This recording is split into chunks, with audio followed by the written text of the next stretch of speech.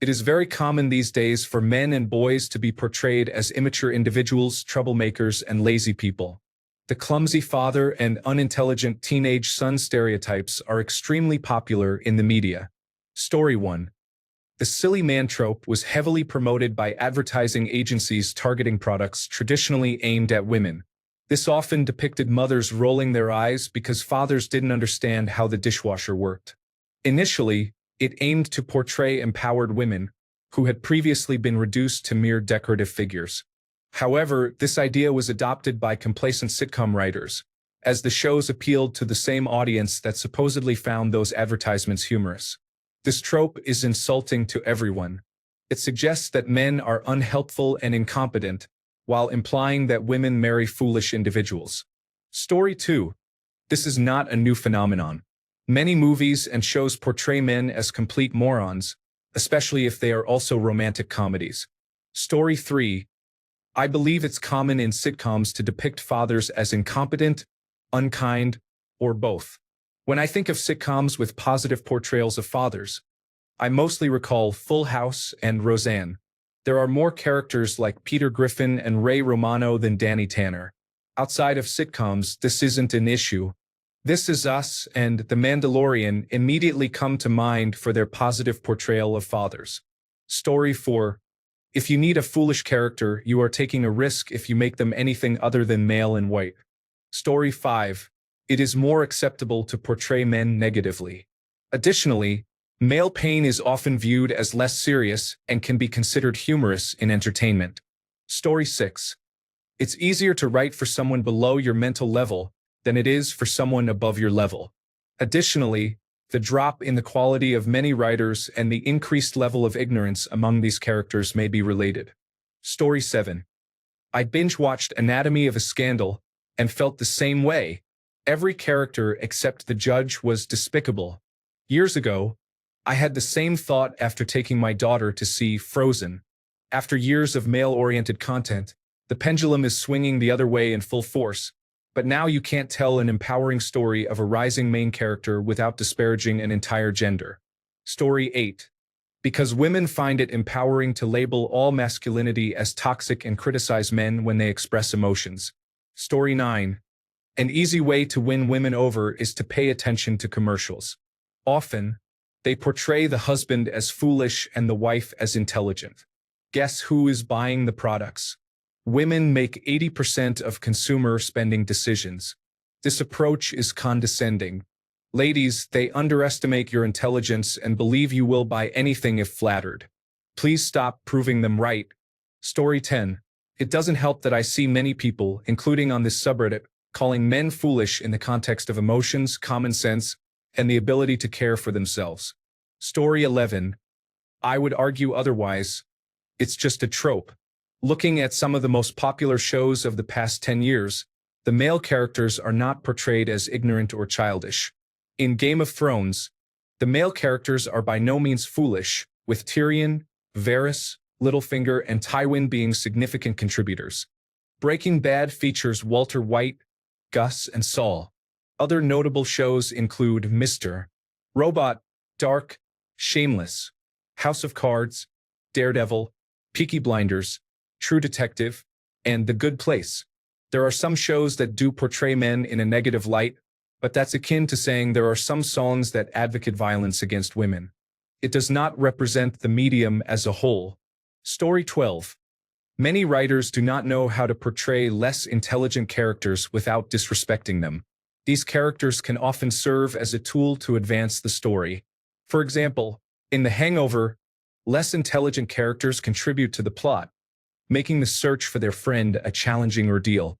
However, it would be inappropriate for a character, such as Alan, to behave in an excessively crude manner throughout the movie, unlike Chris Hemsworth's character in Ghostbusters.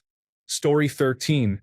It actually started off in the 1960s as an ironic joke about a foolish, incompetent father. Who has ever heard of such a thing? Hilarious. Then it became a common theme in the 1990s. Now it is basically an expectation. In my opinion, mostly women watch traditional media, and they enjoy seeing men get knocked down a peg on television. Story 14. Because adding to what Stonking Ciliator said, It's about addressing important issues. Many women behind the scenes have grievances with men and certain shows, and they now have more freedom to take action. Additionally, men are sometimes portrayed negatively to create moments of empowerment for women. Story 15. Every commercial featuring a family portrays the hapless husband and the intelligent, responsible wife who compensates for him. Story 16. I'm a woman, and I wanted to share my thoughts on a topic I consider often as someone who watches a lot of television. There seems to be a stereotype that women are supposed to be the responsible ones while men are viewed as fun but not very intelligent. I don't think this accurately reflects reality, as intelligence is not determined by gender. However, this trope has persisted for decades. Writers may believe they are taking a feminist stance, but they are actually doing a disservice to men by perpetuating these expectations and to women by suggesting they must compensate for such behavior. It's puzzling that more people don't discuss how degrading this setup can be. Story 17.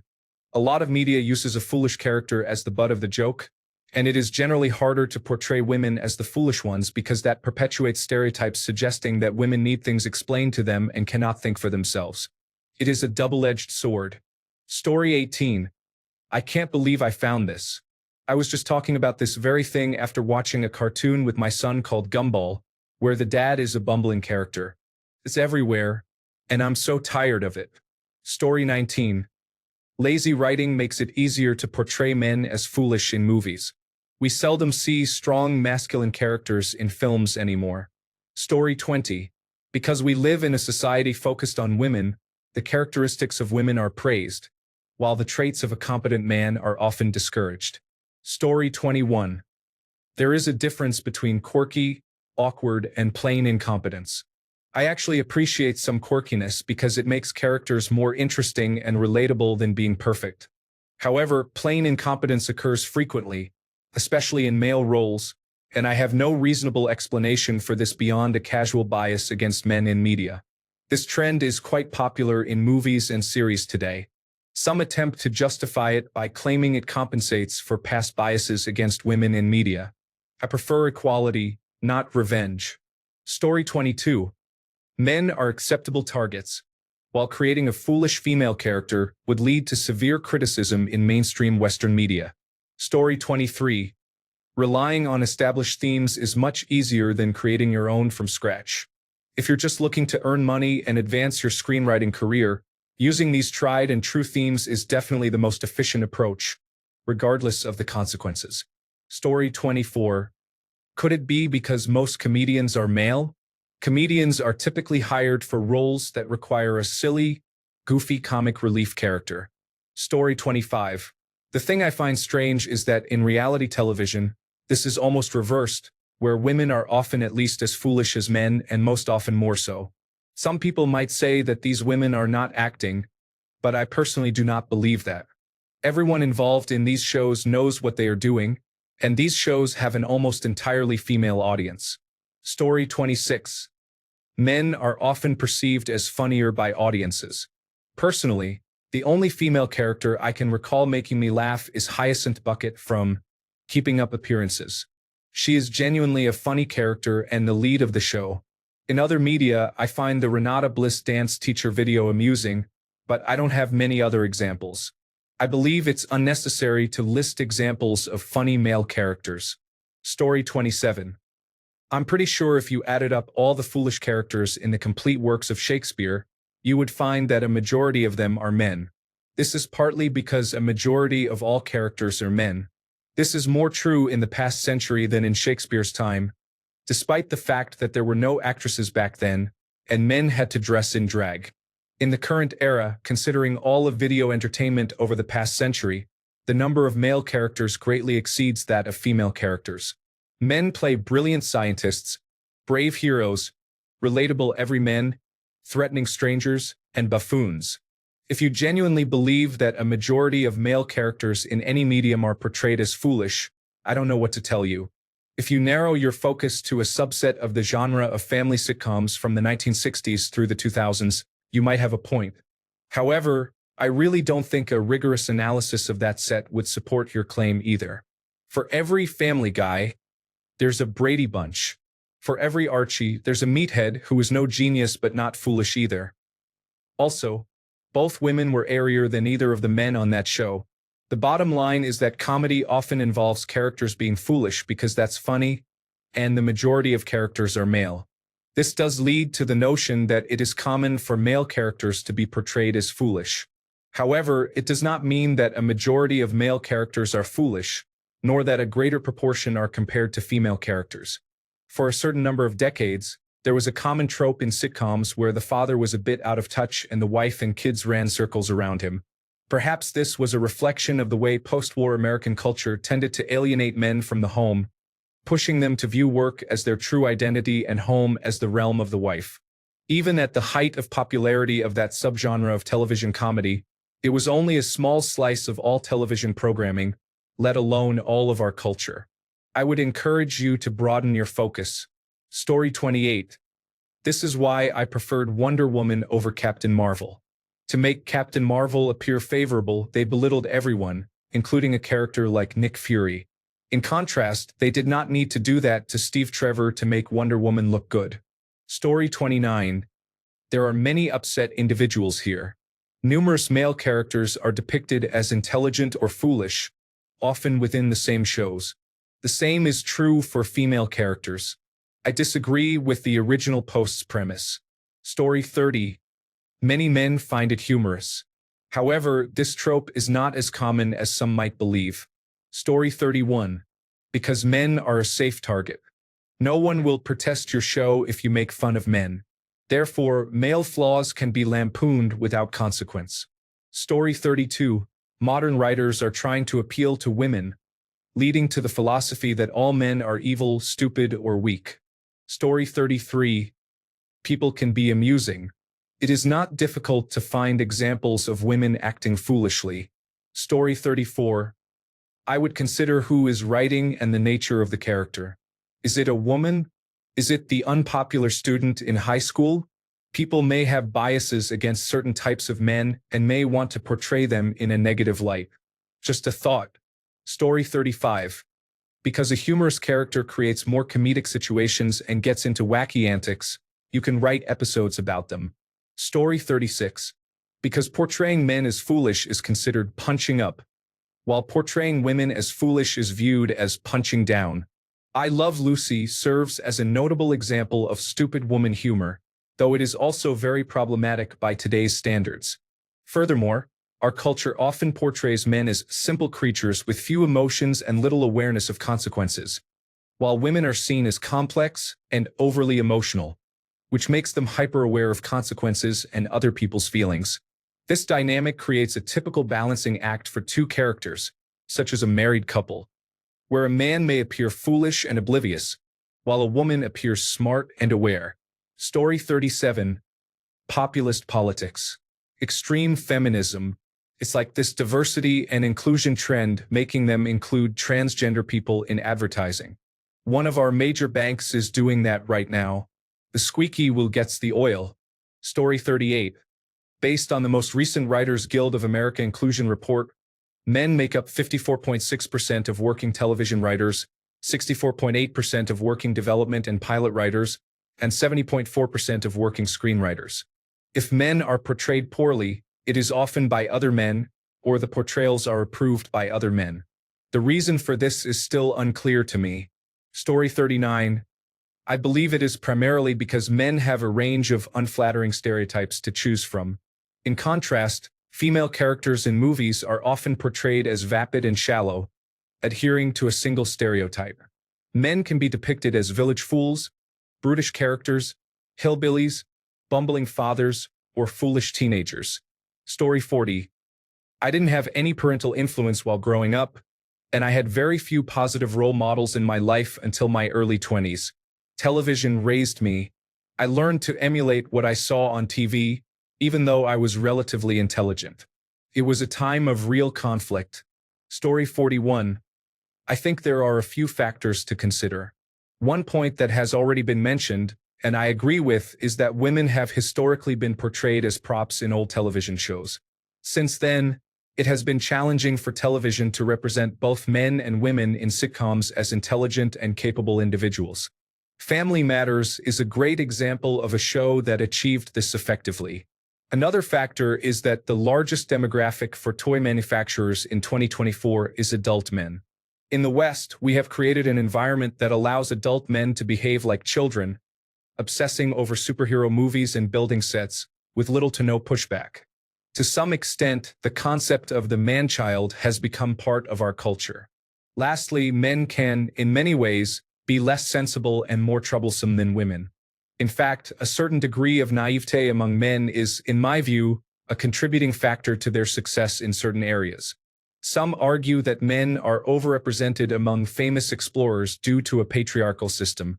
However, the reality is that in the 1300s, if the leading expert of the time suggested that sailing in a particular direction would result in falling off the edge of the earth, the average woman might have said, "I guess I need to stay away from that."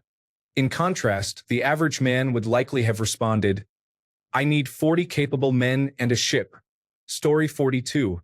The Lazy Husband was originally a parody of the Father Knows Best type sitcom, where the dad was the calm, level-headed voice of reason. Many writers who grew up with those sitcoms parodied them in their own work by depicting dad as a doofus. One of those writers, Matt Groening, created a show that significantly shifted the portrayal of fathers in popular culture. This was due to a balding yellow man who works at a nuclear power plant and has a fondness for donuts. Story 43. It's the same as the overweight woman and the blonde woman, or even worse, the overweight blonde woman. It's overused and not funny anymore. Story 44.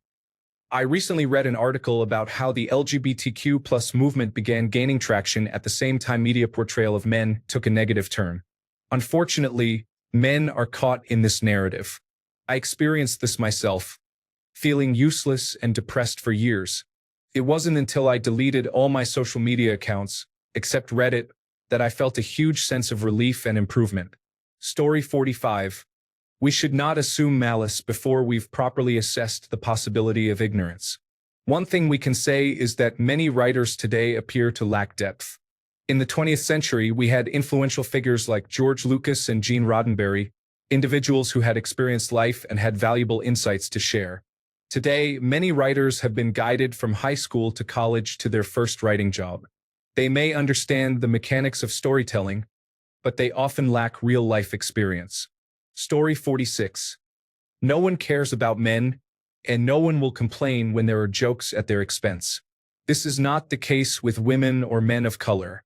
In advertising, women tend to do most of the shopping. It would be counterproductive to make jokes at the expense of a woman. Story 47.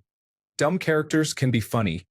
However, creating dumb female characters is often considered sexist, while similar portrayals of men rarely attract complaints. An exception is when the female character is depicted as Southern or conservative, in which case she may be shown as dumb without controversy. Story 48. Writing teams in television and film believe that this is what women want or expect to see portrayed on screen. Women of specific age ranges are assumed to be the most lucrative consumers sought after by advertisers. Story 49.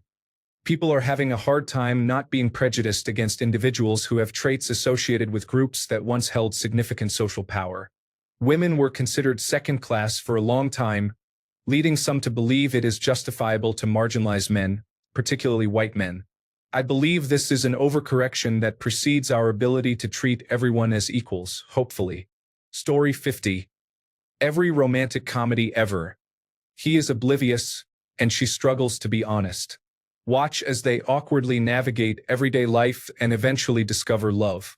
The scenarios are so predictable that they become tedious to endure. Story 51. I mostly saw that trope in Hollywood. As a guy from a European country, I noticed less of it in movies here. For comedy, I mainly enjoy French and Italian films without dubbing, of course. Story 52. The outdated stereotypes portraying women as unintelligent, such as the ditzy cheerleader, the mean girl, the prima donna, or the damsel in distress, have been recognized as offensive by women worldwide. As a result, women have united to eliminate these depictions from media.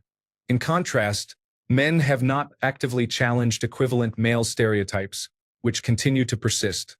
Story 53. 30 years ago, It was considered inappropriate to belittle straight white men because it was widely believed that they held all the power and privileges.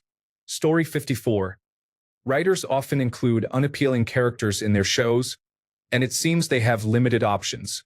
Audience reactions to an unintelligent black character. Are they implying that black people are unintelligent?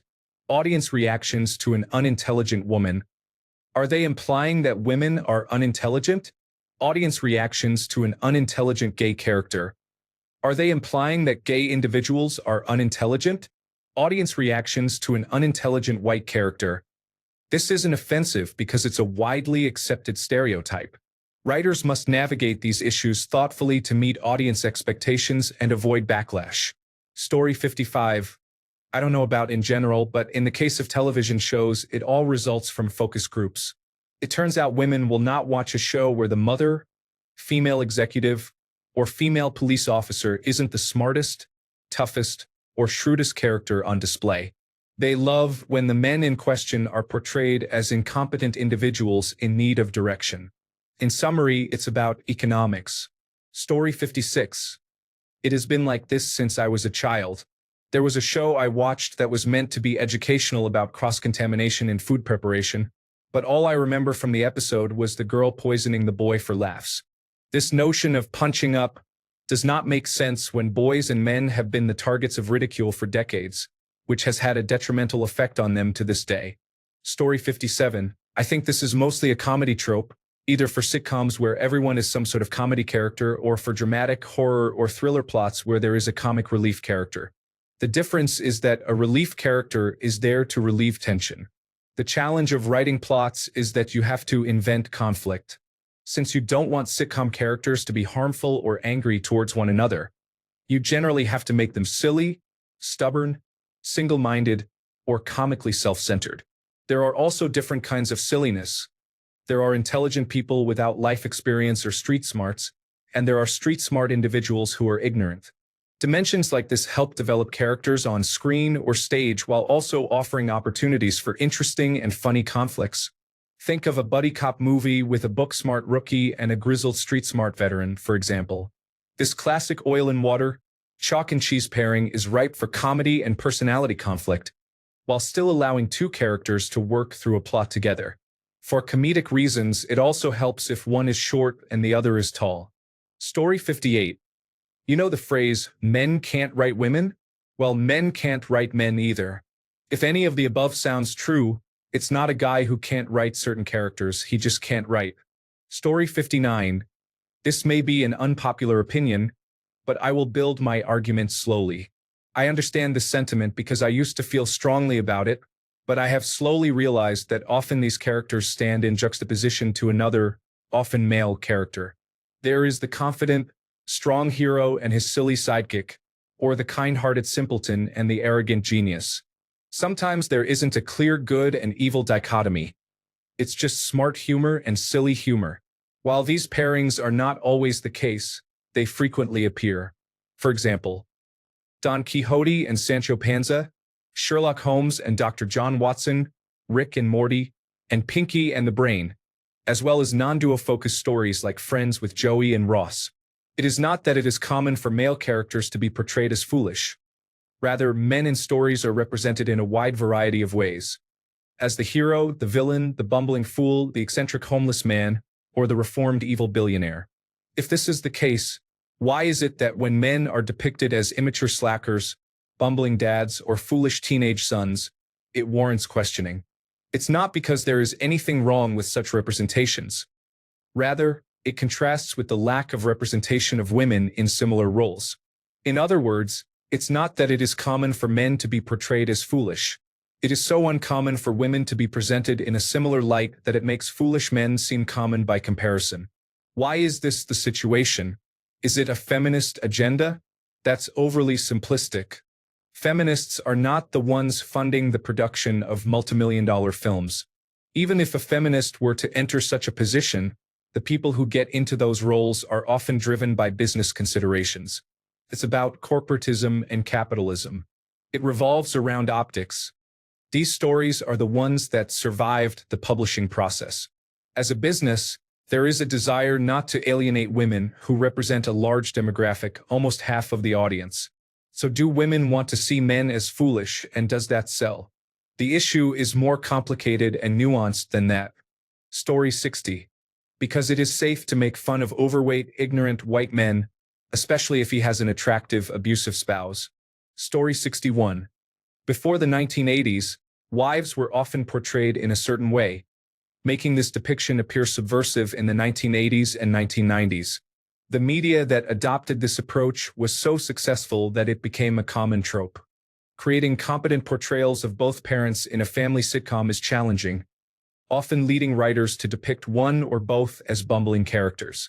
While it is possible to achieve better writing, it requires effort. This trend is not observed outside of family sitcoms. Story 62. People really enjoy their stereotypes. It's comforting. Engaging in low-effort entertainment allows you not to think, and it helps when people behave as you expect them to. The incompetent father, lazy son, unintelligent athlete, and rebellious individual without direction. All stereotypes. Story 63. In most action movies, the typically male main character is depicted as hyperconfident and competent. If you are discussing comedy, consider why foolish characters might feature prominently in this genre. Outside of comedy, I do not see your point at all. Story 64. Female empowerment has evolved significantly over the years. For a long time, women were often portrayed as stereotypical characters, such as the ditzy blonde airhead or the stay-at-home wife on television. However, during the civil rights era and the rise of feminism, there was a shift toward empowering women. This change represents a significant advancement in societal views. Story 65. This comment section did not pass the vibe check. Some of you went mask off. It's an old trope that persists because it's funny and appealing. That's it. Just like the manic pixie girl trope persists. It simply works to attract people. Story 66. Sadly, there are no shows portraying strong male leads anymore. Just look at these examples: Outlander, The Walking Dead, The Last of Us, Tracker, Fire County, Yellowstone, The Bear, Mayor of Kingstown. Story 67. Let's ask why dogs in movies are often portrayed as stupid. Dogs are depicted as man's best friend. Story 68. Because women have already taken over the world, the future for men is very bleak. Currently, men are often seen as sperm donors, caregivers, housekeepers, and financial supporters. There are far fewer boys than girls. If science does not intervene, the future is uncertain for men, and they may only be seen as sperm donors. Story 69. Girl power is important, but there's a belief that men should not excel in areas where women are involved, even when it seems reasonable. This attitude may be reflected in organizations like Disney, Star Wars, or Marvel, but it is a common practice in many places. Story 70. People rely on stereotypes, making it increasingly difficult to portray female characters without significant backlash. Advertising often perpetuates this issue, as these tropes are widespread. Story 71. Because the writers have no understanding of what a strong woman is or how to write one. To make women seem strong, they often make men seem weak. This is why many female empowerment films feature characters that resemble men, except the character has long hair and wears high heels. Story 72. You primarily see this in female-led material. The cynic in me thinks this is how women truly perceive men, leading them to believe they are presenting an authentic portrayal, similar to how male writers use to depict the attractive female assistant who enjoys being flirted with. Story 73.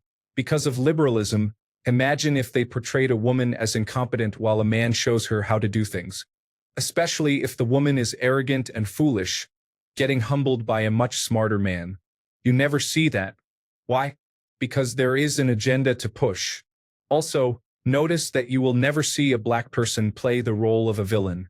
I don't mean the cool type of villain or the one that the viewer eventually empathizes with.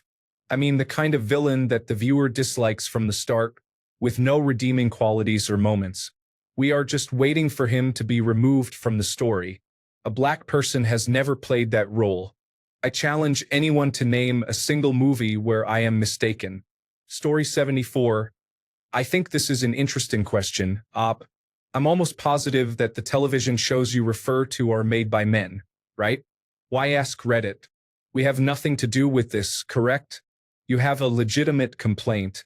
I strongly recommend you take this issue to the actual men and television show management and address your concerns with them. Story 75. To be fair, we can be pretty oblivious. I think it's because men tend to either react in silence or with stoicism. No one wants to be seen as out of the loop or appear weak.